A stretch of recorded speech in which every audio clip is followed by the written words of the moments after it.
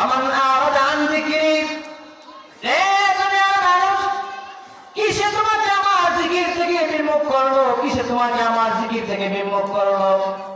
দুনিয়া থাকা অবস্থায় তোমাকে আমি কি না দিলাম? দুনিয়া থাকা অবস্থায় তো আমি তোমাকে অনেক কিছু দিলাম।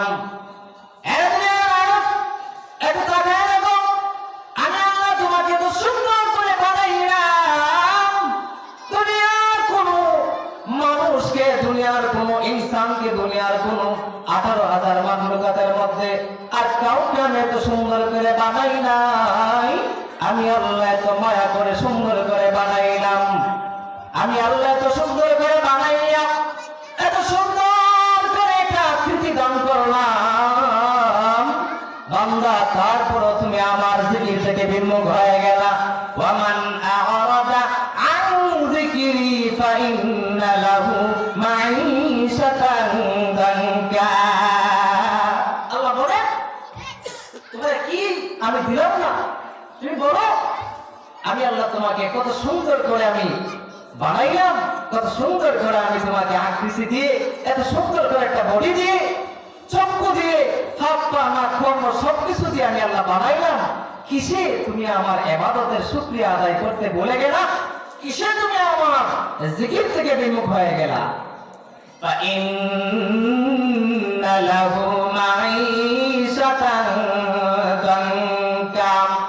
রে দুনিয়ার মানুষ, আমার আল্লাহ শুধু এতটুকু নয়, আসলে ময়দানে যখন উঠাইলেন, দুইটা চক্ষু থাকা অবস্থায় একটা চক্ষু দিয়ে দেখবে, একটা চক্ষু বন্ধ হয়ে যাবে। মাঈশাতান দানকা, দুনিয়া থাকা অবস্থায় আল্লাহ বলেন, যারা আমার জিকির থেকে বিমুখ হয়ে যাবে, আমার স্মরণ থেকে বিমুখ হয়ে যাবে, আমার নিয়ামত পাইয়া যারা নিয়ামতের শুকরিয়া আদায় করা থেকে বিমুখ হয়ে যাবে, আমি আল্লাহ দুনিয়া থাকা অবস্থায় তাদেরকে রিজিকের সংকট দিয়া দেব। আসরের ময়দানে ওঠার পরই আমি আল্লাহ তার চক্ষুদ্বয় বন্ধ করে দেব। তার হাতগুলো কোনো কাজ করবে না, চক্ষুগুলো বন্ধ হয়ে যাবে। ফাইন্না লাহু মাঈশাতান দানকা ওয়া নাহশুরুহু ইয়াওমাল কিয়ামাতি আ'মা ক্বালা রাব্বি লিমা হাশারতানি আ'মা। আল্লাহ বলেন, এরপরে বান্দা বলবে, আল্লাহ ও মালিক, দুনিয়া থাকা অবস্থায় তো আমি চক্ষু দিয়ে দেখতাম, দুনিয়া থাকা অবস্থায় আমি কর্ণ দিয়ে শুনতাম, দুনিয়ায় থাকা অবস্থায় আমি হাঁটা চলা করতে পারতাম।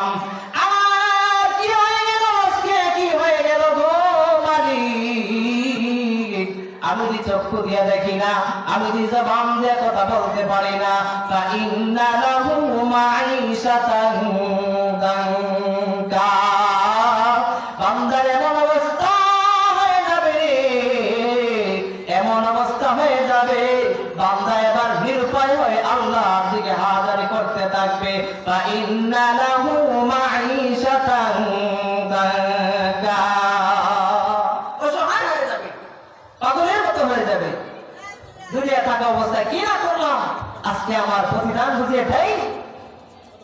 এজন্য কবি বলেন, এ দুনিয়া সবই বল, কবর যে তোরা সুন্দর।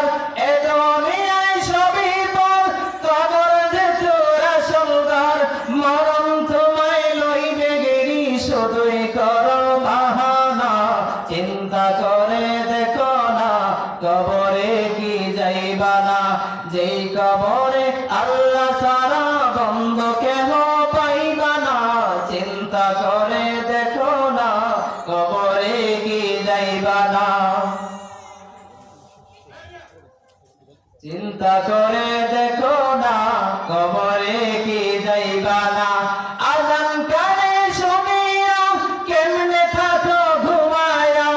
আযান কানে শুনিয়া কেমনে থাকো ঘুমায়া।